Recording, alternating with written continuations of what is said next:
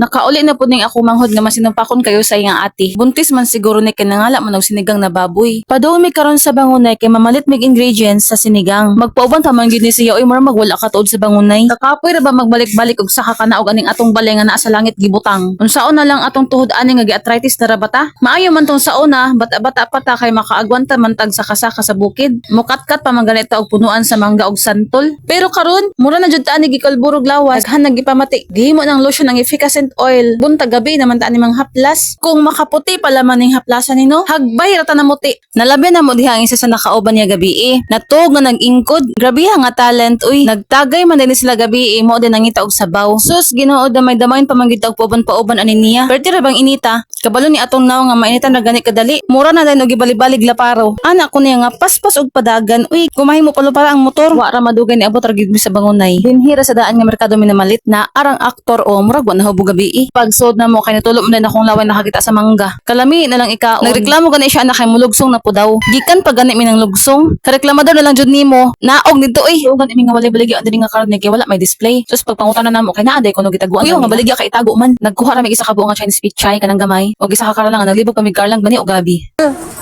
Karlang ni. Karlang.